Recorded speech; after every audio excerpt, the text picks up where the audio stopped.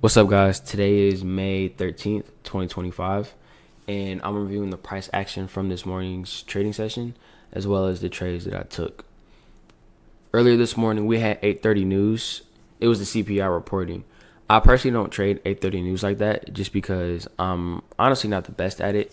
Price can be very erratic, and even though my bias may be correct, I'm typically either get wicked out of a trade or in a bunch of unnecessary drawdown that I really just don't like to be in. So I personally find that my sweet spot is just sticking between that 9:30 open all the way up to the 9:50 to 10:10 macro time. Whenever I first open my chart, I always ask myself two things: where is price right now, and where is it most likely to go? For me to understand that, I always do it on the higher time frames. So I started off on the 1 hour, and I saw how price was actually very bullish. So I saw that there was imbalance right under here, and then there's also more imbalance underneath this between these two candles at this fair value gap. If you also go down to the lower time frame, I saw that there were relatively equal lows right here. So if price would have been bearish, this right here would have been my target or my draw on liquidity. I also like to always get a bias going in the opposite direction too, because I want to make sure I have a full understanding of where price is most likely to go. So when I was back on the 1 hour, I was looking at where price was, and I scrolled over here to see what type of price action we were interacting with, and I saw that there was relatively equal highs right here, and you can say I have it dated on February 26, 2025. These relatively equal highs were left, and there was also an imbalance left here on this candle or this fair value gap.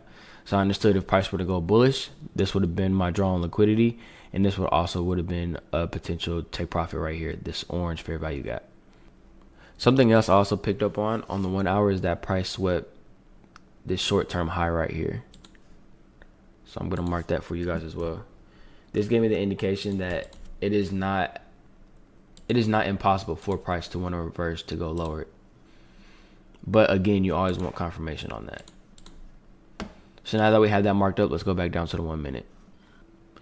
Now that we're back down on the 1 minute, we can see here that when price opened up at 9:30, it opened up bearishly. And then the next candle, it immediately went down and swept this low. Earlier, I had said that price had the potential to move bearishly today. For that to happen, I wanted to see price close below this low. But instead, when 9:30 price opened up, all it did was just sweep below it. You can see how price wicked back up. Once price tapped back into this buy side liquidity that we had marked on the 1 hour and it shot back up, they gave me the indication it is most likely going to want to keep going up. Price had then swept this short-term high, also known as a market shift. And then when price came back down into this high, I popped my buy. This is also what we consider a bullish order block. So all of these down close candles leading to the liquidity sweep can all be considered for an order block. Now, yes, there is a fair value gap right here, and you could have waited for this entry. Put it like this.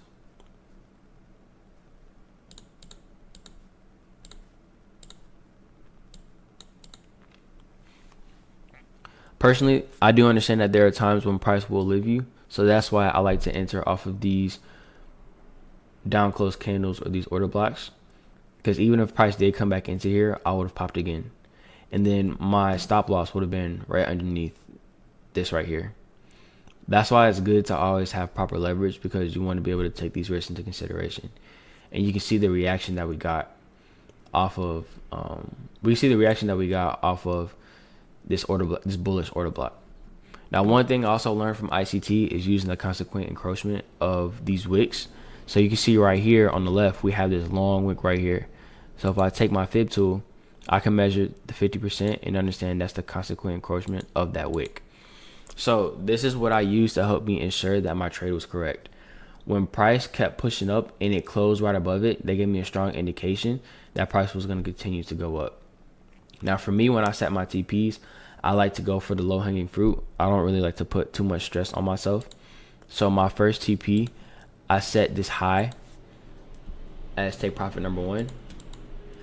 And then one rule of thumb that I actually picked up from my boy Quan and his boy Wizzy ICT. Shout out to them. Shout out to the P2P group, man. You guys are doing your thing.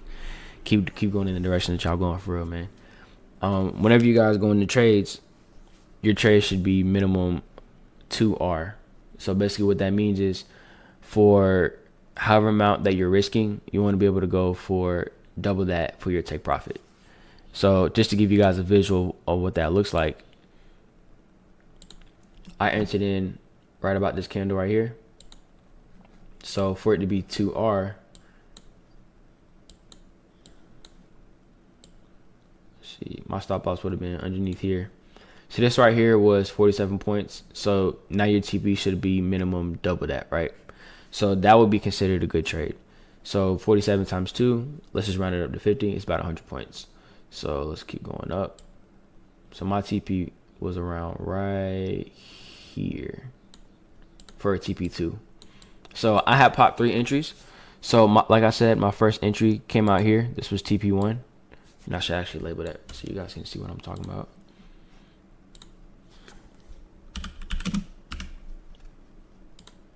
And then this right here was TP2 for me. So my 2R was TP2. And then my TP3 was this fair value gap that I referred to on the 1 hour. So putting everything together, I understood that when price shot above the consequent encroachment of this wick right here, I did not want to see price come back below it. And you can see how it tapped into it, but it went immediately back up. And every time price consolidated in between this area, you can see how it respected this level. That's not by chance. All of this stuff is algorithmic and it's not buying or selling pressure. So when you understand that, you can use these points as boundaries for your trade. So if price were to reverse back from that area, I understand that I can still close in profit and then I can start looking for bearish momentum again. But as we can see here, that didn't happen. So I'm just going to remove this just so it's less for you guys to look at. And also one thing I want you guys to keep in mind is the time at which price exploded. So you can see how after that initial spike up, price started to consolidate. This is a good sign. When price begins to consolidate like this, price is building up additional orders. So this is a good time if you miss this initial run up to get into another trade. Now you're probably asking, if I were to enter in a trade right here, is that me chasing price? No, and I'm gonna tell you why. Because you understand we have this consequent encroachment of this wick, and if price were to come back below that, you would be wrong. And this is a good thing. Now if you're asking why would that be a good thing, it's because you know where to put your stop. If you know where your stop loss should be for a trade that you're looking to enter, it's going to help you frame the amount of risk that you're putting in your trade. So if I would have missed this initial run up and I saw price going back and forth right here, I would have been looking to get an entry before 950 and 1010. And that is because that time window is what we call the macro time for the New York session. This is super important because that's when price begins to start spooling towards its draw on liquidity. So if you would have entered in a trade right here, my stop loss would have been right below this 50% line. So the cool thing or cool rule of thumb I would have used, this recent low, or not this recent low, but this tap into this fair value gap, I would have had my SL right here if I would have looked to enter again.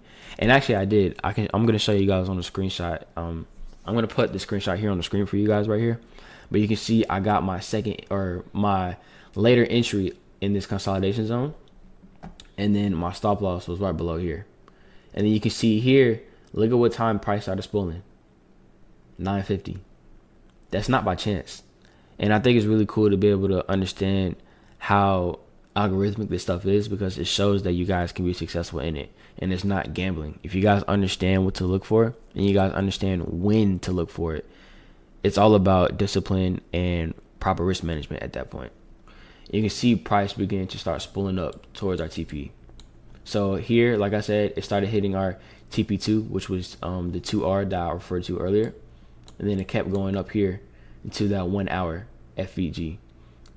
Prices right now just consolidating at the consequent encroachment of that FVG. So it could have the potential to keep going up, but one thing I want you guys to notice, look at the way these candles are building, right? So the buys of these candles keep going lower and lower and lower.